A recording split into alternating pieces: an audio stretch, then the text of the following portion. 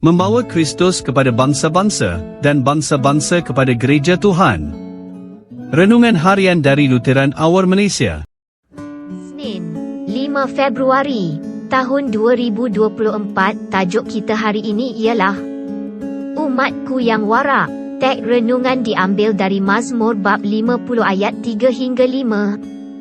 Allah kita akan datang dan tidak akan berdiam diri, api yang membakar mendahuluinya, ribut yang kencang mengelilinginya. Dia akan berseru kepada langit dari takhtanya, dan kepada bumi, supaya menyaksikan dia menghakimi umatnya. Himpunkan umatku yang warak di hadapanku, mereka yang telah mengikat perjanjian denganku dan meneguhkannya dengan korban. Ini adalah keadaan di bilik mahkamah dengan Tuhan sendiri sebagai hakim. Dia memanggil langit dan bumi untuk menjadi saksi semasa dia membawa tuduhan terhadap umat perjanjiannya. Mereka membaca perintahnya dan mempersembahkan korban yang betul, tetapi kemudiannya berzina, memfitnah dan mencuri. Tuhan memberitahu umat Israel, kamu menyangka aku serupa denganmu. Mereka menganggap mereka boleh menipu Tuhan sebagaimana mereka menipu diri sendiri. Bahawa Tuhan tidak akan melihat melalui penyembahan yang berpura-pura dan pengorbanan semasa mereka hidup bertentangan dengan perintah-perintahnya. Tuhan tidak tertipu. Dia memanggil umatnya sebagaimana dia memanggil kita kepada pertaubatan dan kehidupan kudus. Persembahan yang dia kehendaki ialah korban kesyukuran. Dia dimuliakan apabila kita meminta pertolongan darinya dan dia menyelamatkan kita.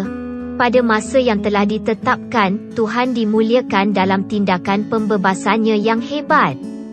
Menurut perjanjiannya, Tuhan telah mengutus anaknya, Yesus Kristus ke dalam dunia. Dia tampil sekali sahaja, sewaktu akhir zaman ini, untuk menghapuskan dosa dengan mengorbankan dirinya.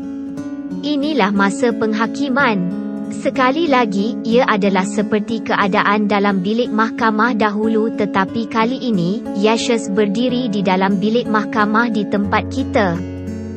Dia dihukum mati di atas kayu salib dan mengambil penghakiman ilahi terhadap dosa-dosa dunia ke atas dirinya sendiri. Ia adalah penghakiman yang sepatutnya dijatuhkan ke atas kita, iaitu hukuman setimpal yang kita patut terima untuk dosa-dosa kita. Yesus mati dan bangkit semula untuk hidup dan melalui iman kepadanya, kita diisytiharkan tidak bersalah. Seperti yang dia lakukan kepada umat Israel, Tuhan memanggil kita untuk bertaubat dan hidup dalam kekudusannya. Kita percaya kepada Yesus untuk keselamatan dan mempersembahkan korban yang diperkenankan Tuhan, korban pertaubatan, ucapan syukur dan doa untuk pembebasan. Tuhan berkata, orang yang mempersembahkan pujian memuliakan aku, dan kepada orang yang berkelakuan baik aku akan menunjukkan penyelamatan Allah. Ada satu lagi hari penghakiman yang akan datang. Pada hari itu, Yesus Kristus telah dikorbankan sekali untuk dosa semua manusia. Kepada mereka yang menunggunya dengan penuh pengharapan, dia akan datang bagi kali kedua.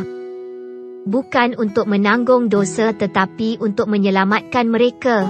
Dia akan mengumpulkan orang-orang yang setia kepada dirinya, mereka yang percaya kepadanya untuk keselamatan.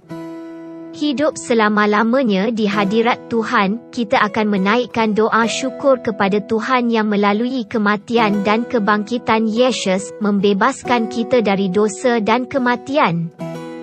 Tuhan akan mencipta langit dan bumi yang baru, dan ciptaan baru itu akan menjadi saksi semasa kita memuliakan Tuhan dan Juru Selamat kita selama-lamanya.